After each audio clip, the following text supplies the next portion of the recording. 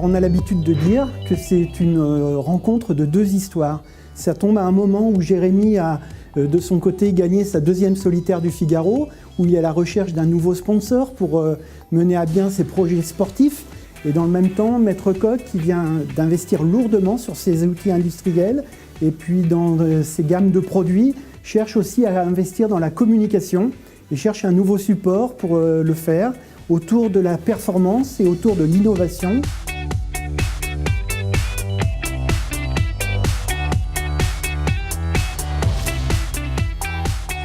Le meilleur souvenir, un Figaro le long du ponton au Sable d'Olonne où on s'est retrouvés entre salariés à un dimanche après-midi à crier pour encourager Jérémy. Il est parti vers le large et là, il a remporté le Figaro. C'était génial, quoi. C'était vraiment un grand moment pour nous. Alors, il y a trois moments importants. D'abord, c'est la troisième victoire de Jérémy en solitaire du Figaro en 2014, où c'est vraiment pour nous une fierté d'avoir décroché cette victoire avec Jérémy. Le deuxième, c'est la route du Rhum, parce qu'arriver deuxième en IMOCA, c'était très important pour nous. C'était vraiment l'année où on avait toute la maturité autour de la communication de la marque, beaucoup d'opérations en magasin, beaucoup d'événements autour du bateau qui étaient très importants. Et le troisième, c'est la fierté de voir au moment du départ du Vendée Globe toutes les équipes de Maître Coq sur les berges pour encourager Jérémy au départ. Et cette dynamique d'équipe pour l'entreprise, c'était vraiment très important.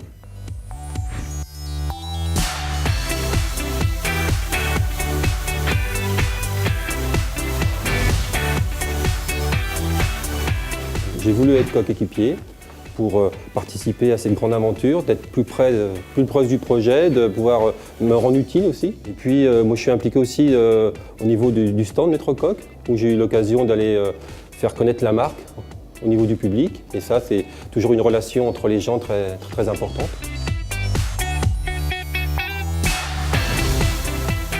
Ça peut paraître bizarre parce qu'on part tout seul naviguer et que peut-être les gens peuvent croire qu'on recherche la solitude. Et en fait, c'est tout le contraire, c'est justement cet isolement-là qui fait qu'on a besoin de soutien, quoi. Et ce soutien humain, cette énergie, on en a besoin quand on est en mer, on en a besoin aussi toute la phase avant le départ, de préparation, de sentir des centaines, des milliers de personnes, les salariés, les coéquipiers derrière soi-même. Ça donne forcément beaucoup d'énergie. On est dans le partage et je ne conçois pas ce partenariat-là différemment. Donc je le suis partout, donc sur Internet, pour savoir son classement, ses problèmes, faire voir qu'on est là quand même pour le soutenir à fond derrière lui.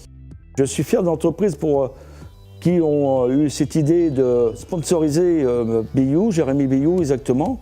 Mais là, en prenant un grand navigateur comme lui, qui a quand même gagné 3 fois le Figaro, ce qui lui manque, c'est cette course qui aimerait bien finir au moins dans les 3 premiers.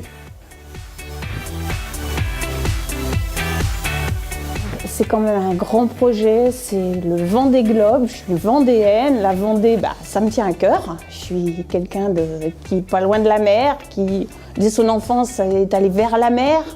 Et le Vendée Globe, je le suis depuis toujours. Mes enfants ont appris à calculer la longitude et la latitude avec le Vendée Globe. On n'avait pas Internet à l'époque, on mettait des épingles pour calculer tout ça. Et c'est quelque chose qui m'a toujours intéressée, inspirée, c'est rêveur. Je dis souvent le Vendée Globe, c'est l'Everest des mers. Et c'est aussi une course, une compétition technologique de très haut niveau. Donc l'amalgame de tout ça fait que c'est pour moi l'événement, la course ultime.